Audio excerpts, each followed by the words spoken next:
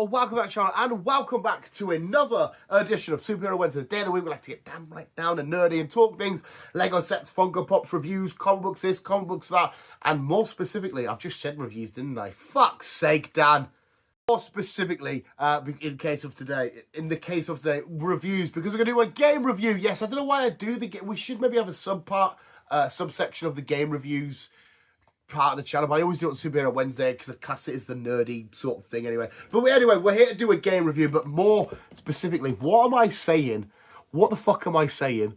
Pretend we're starting again. We're doing a review, a spoiler-free review. The game has been out for a while, but I'm still going to keep it spoiler-free. For A Quiet Place, The Road Ahead. I think this game came out on, was it like October the 10th or some shit like that. So it's October-y. This game's been out for a little while now, but especially at the time of recording, and then by the time this video comes out, it's probably been out for a couple of months. But I'll still keep it spoiler-free because like people like, I know like Chris will eventually play it, but he hasn't got it yet and whatnot. So I don't want to spoil anything for anybody, but yeah, spoiler-free review for A Quiet Place, The Road Ahead.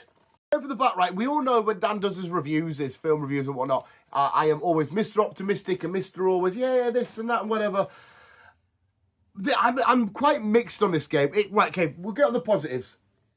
The world of The Quiet Place is one of my more favourite, like, sort of little worlds we've had adventures down with the day one, with the two films that we've got. I've adored everything of Quiet Place so far, and I did enjoy this game before I started going, oh, no, don't buy it, it's crap. I did have fun with it. So the setting and the environment so that we follow, what's the fucking name? Is it Max? I think it was Max. We're following our main girl, and she's got some family members out there, a fella and whatnot. And it's 100, if I remember correctly, it was 100 days after the initial invasion of the fallen, whatever they're called, the Death Angels or whatever they're called. The story itself there is fine, but I don't know if it's because one's a film and obviously this is a video game. What really massively works, we're supposed to be talking positive here, what massively works for the Quiet Place world is the connections that we have with different people and whatnot. John Krasinski, for example, and his family, like where he sacrificed himself at the end and stuff, or the bit under the waterfall where him and his boy can scream and stuff.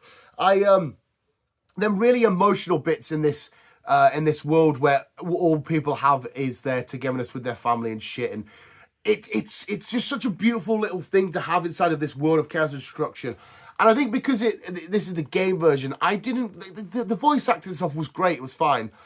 But I didn't find myself emotionally invested into the characters like was with Joseph Quinn and, I can't remember the girl's name, from day one. I love them too, from seeing Emily Blunt carry on, bumping into Cillian Murphy and stuff in the second one.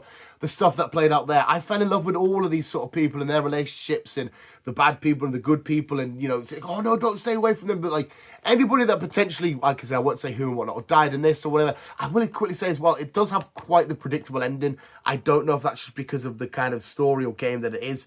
It was very predictable. I didn't really feel, even though I was playing as, like, obviously, I think her name was Max, was playing as her, I didn't feel emotionally, like, gravitate towards them. Again, it could be because I'm playing off as a game instead of just sitting watching a film. It could be that aspect, which was a little bit, it's a bit lackluster. Like I said, when John Krasinski does eventually die in the first one, it's like, oh, what are you doing? I hated it. It was mean and it was awful. But at the same time, it was beautiful because of how he done it and why he done it and stuff like that. I will happily say the world of The Quiet Place, if we were to ever have a feeling of what it's like walking around in the Quiet Place world, this game does a fantastic job at doing it. From every little step to every little bit of different terrain and shit. I was feeling it. If a can gets knocked and you're like, oh fuck, there's a couple of times I got wiped out and I shit myself and I jumped. I'm like, oh no. Or seeing one of the Death Angels in the distance. There was a lot of Death Angel stuff. But at some points, it did feel like they were hardly in it. It's a very short game. It's giving me some weird feelings. I think it was about, did it say on the back or not? I think it took me roughly, I want to say like 12-ish hours maybe, some shit like that, give or take an hour. But yeah, you felt submersed in the world. It was eerie and whatnot. There was some cool little reference points like putting down the sand and shit from the first film and walking around like that. You do have like a little tool and meter to judge how much sound that you're making. I will say as well, thank fuck I'm not asthmatic. You've got to walk around with your inhaler, which only had one shot, like one inhaler shot, whatever the fuck you call it, one inhaler grasp or whatever. But you get to certain moments, like if a room could be like super dusty, you know, you'll get to a bit where you nearly got a cough, and I'm starting going, don't you fucking cough, don't you dare fucking cough and get us killed and wiped out, don't you dare fucking cough. So it was quite intense at certain moments like that. You had different tools you'd use for your different hands. The right hand was always the inhaler, and I think, was it the flares and shit? Or was it the flashlight? Whatever. But like I said, you go around with your little meter and shit like that. The game also, it's very heavily focused on just solving little puzzles and all that kind of stuff. And there was a lot of yellow indicators to be like, make sure you go down here. This is where we're going down here. Make sure, yellow, you're going down here. You know where you're going? You go down here because it's yellow and shit. It did kind of handhold you a little bit, which I'm not too bothered. I wasn't here for the most spectacle game. I just wanted the chance to be inside of the quiet place, to try and walk around steady and smooth, and hopefully stay away from any of these horrible fucking aliens and shit. And I did get that, to be fair. I did get a massive look into the inside world of the quiet place and shit like that. But yeah, it just, the story was fine, apart from being a bit predictable and somewhat repetitive. Certain parts of the story and bits you had to do was very, very repetitive. But I felt very submersed at certain bits, wandering around, being quiet, you know, inhaler, trying not to cough and all that kind of stuff, laying down sand and shit. Somewhat emotionless because the characters and all that kind of shit. Like I said, maybe it was just me, because one's, you know, TV, like I said, or one's a screen, and they're both on a screen. One's a video game, and one's being submersed into a story that I'm just watching play out instead of having any interaction with. Definitely does get the props for being, oh yeah, definitely eerie and creepy, and I feel like I'm here just with a bit more emotion. It was, I said to Chris, because Chris was when I bought it, I always worry when a game's like 25-ish quid. I'm always like, is it just because it's short? Is it because it hasn't took long to make? Is it because it hasn't got much going into it?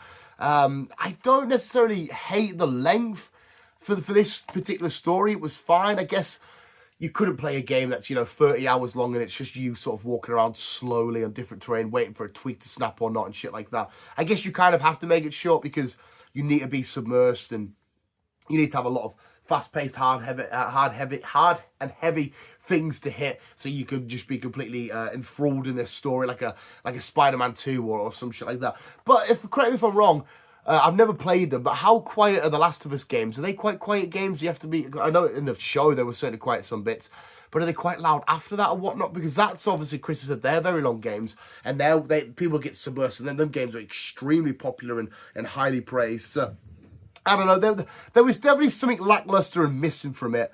But like I said, the biggest takeaway was I felt submersed at certain moments. I felt like we're in here. I was dying my hardest not to. Even when I was making noises playing it, I was like, oh, feeling like, oh shit, that doesn't matter.